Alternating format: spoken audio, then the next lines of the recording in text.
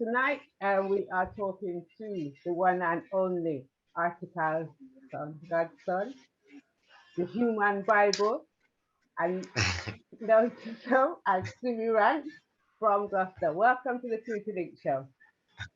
Greetings to each and everyone. We're still above ground, so that's the main thing. And as this Black History Month have been going around, especially people who were born here in Gloucester and then have gone on and achieved stuff elsewhere. But in your case, you still got your mark here in Gloucester as the founder of this community radio station, GFM, with Derek Francis. So welcome. Yeah, well, yeah. So as the thing set up, we can't live life and not try to give back nothing. So, we think and it's like me say, create history. That in itself create history. To have a radio station down there like that and all the presenters, what they do, that create history. You see, so I'm grateful for the presenters and all of the people behind the scene, what really kept the GFM going, as a thing where it could have flopped long time, but it's still going. And like we know it going, is people what make these things happen. So we can't go on like is one person make everything happen, So let me go right back, because a lot of people probably thinking, have you been in Gloucester, get picked up and be in Saxon sound, which back in the 80s was the sound that everybody was aiming to be on. How did you manage that? Tell our listeners. Well, you have time.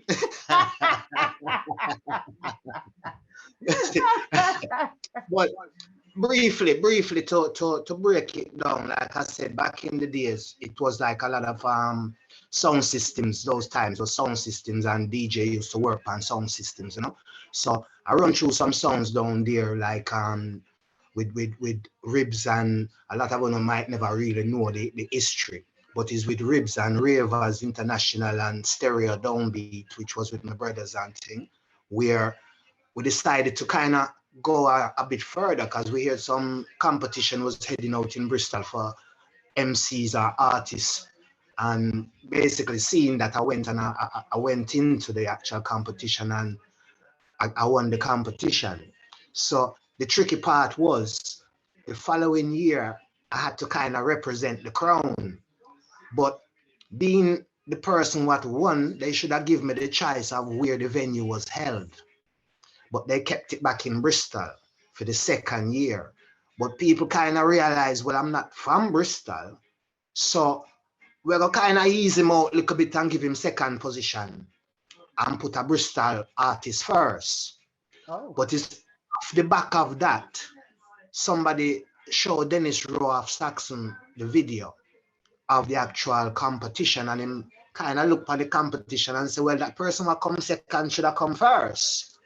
And when I really hear about the ins and outs of where me come from and the person who win actually came from Bristol, him say, nah man, if the youth they want to come chat pan Saxon, him can chat pan Saxon anytime.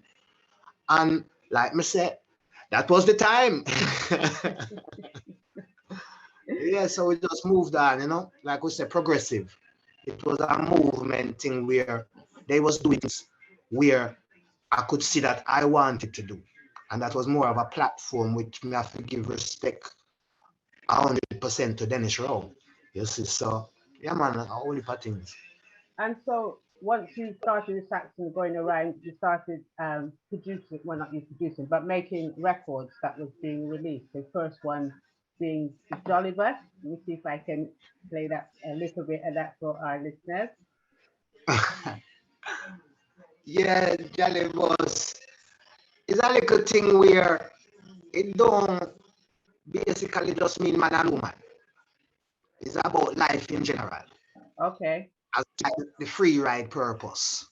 They don't want to be the person who I drive. Them just want to sit back on the bus, and take life easy and go with the ride as the ride flows. But, like we have to show some people sometimes, we have to try to get through in life as well. So we are not jolly bus like that. We can't give a help, but we can't give them a arm. We can't give them a foot, but we can give a help.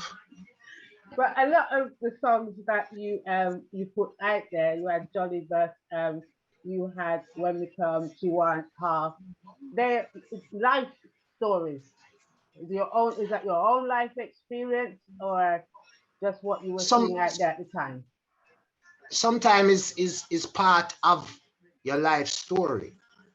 But then again, sometimes it drift with other people's story and other people things what you see happening around you, because we have eyes, so we are see certain things. So you kind of compare it and you put it together and say, yeah, this is how it really put out, and it's not just about me, it's about somebody where they can say, yeah, so the thing work, and I saw the vibes there. And from that, you went touring around Africa, but you've got your own band. So tell us a bit about that. Why you had, a lot of people, they get a band given them. You had to go and find your own. Yeah, it was another little tricky thing again, because like I said, the stage show things was things which I was doing as well as the sound system thing, because like I said, there's two sides and more to being an artist, and the sound there is nice, but I just like to do stage shows.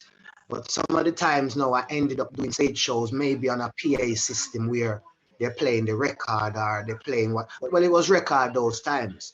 But a lot of the times you could be performing on stage and the record start jump and scratch or whatever the case may be. And it make you kind of look a bit, the person up there now have to take the fall, when realistically is the appliance of science. So we kind of know a brother named Romy who did manage me for a little while, and we decided, say, yeah, that was the way to go, to really get a band where we can perform the tunes them live, make people can see how this thing properly sound without the scratch and them type of things. So that's what came about. And we had certain reputable artists which I did use, which worked with a lot of music artists in the industry. So yeah, the band was live. The band was live. And as you alluded to earlier, time is of the essence when radio time anyway. But you've been, like I said, in the business since the 80s. 87, is it? 86? You're correct me if I haven't got that bit right. Yeah, well, from creation, just from creation. Them just try put on the thing. You get So, me? and you're still going on the circuit with Saxon, even though, so over the years, Saxon itself has changed, the dancehall scene itself has changed. How do you feel on that? How you manage to still keep up in there? Well, it's a thing like this. It has to be the love of what you're doing. Because, like you said, things change, and they changed a little while back, which was a good thing. Like I said, I kind of branched out and had my own band and those types, because artists was more voicing records, which was being played in the dance. So you didn't really need a DJ now in the dance, a DJ again, where they more come like a MC, master of ceremony, where you're introducing the tune and make it sound a little exciting and wow and where and pull up and whoa, and you understand. So after a while, if you is an artist, you still have bills to pay. So you don't really want to be there if you're not working. And that's when I kind of did a lot of tours, and when Africa, when us, Europe and all different type of places I went. Too much to mention, but it was the love of it why I kind of do that. Even down to what, the 8th of October this year, we was Saxon and Love Injection and Fatman was at Tottenham Leisure Centre, and yeah, I was the MC, master of ceremony. Me and Muscle start work the thing, but we do it in a format like me a muscle that work the thing, a muscle that spin plastic. And when I say plastic, I mean little dumb and them things there, but the plastic side of the thing. Mm. And then later on now, after we play a couple of rounds and thing, we bring in Alan Brando. And you get me, Sean Muscle. The next No, generation. yes. You see what I'm saying? Me not say it's a thing where it's gonna stay the same. Me will go to a stage where I would like to go to a dance and just maybe stand up and watch the youth them take up the thing. It's like a relay. It's like a football team. If you support a football team from a 10 years ago. It's not the same players playing now. Mm. That's the only way I can sort of explain it. Because a lot of people say, you know, this man leave the sound and that man leave the sound. And me wish all of them well. Because bills for pay. And people have things to go and do which can further themselves. So it's a case of you have to pass it down and just be grateful that the youth them are still interested in it to take the baton and take it further. But some of the sounds, because there's a big outcry, especially in Jamaica, about the lyrical content that's coming out when you go to dancehall. Have you any opinions on that?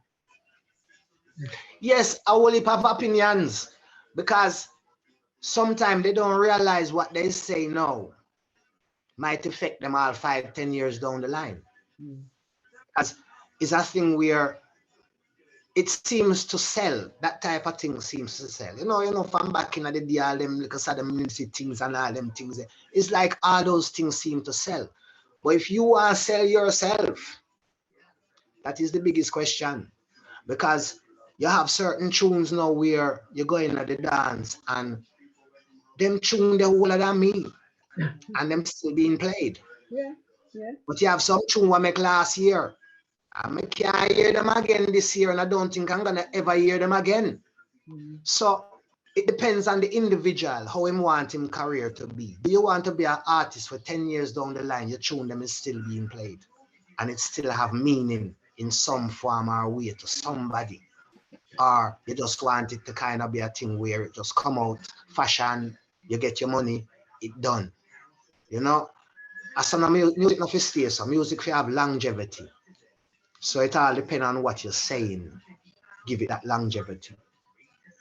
And as we're in Black History Month, I'm going to ask you what Black History Month means to you. But before you tell me, I did notice that you were putting out every day since October start some Black information. You were filling the people with knowledge. So what does Black History Month mean to you?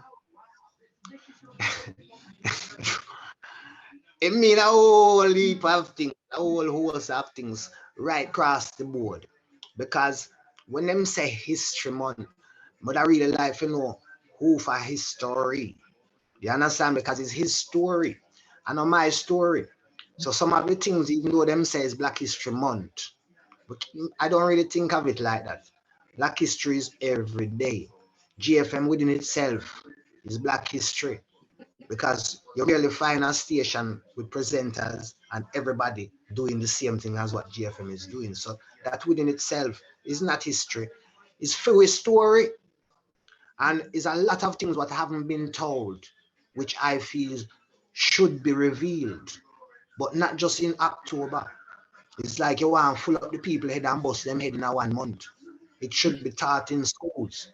It should be taught in colleges because there is a lot of information now where you can source and find out. And some things still there. You see what I mean? Some things still should be today. So Black history to me really is a same everyday thing. We have to live in love. We have to know where we're coming from to know where we are going. Okay. And that would be your advice to the young ones coming up, I suppose.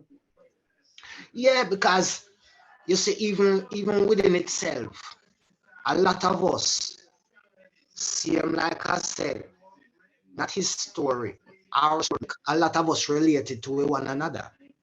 And just the other day, I was talking to a man and somebody passed me. And me heal up the man who was passing me. And the one I was talking to originally said, you know that man there?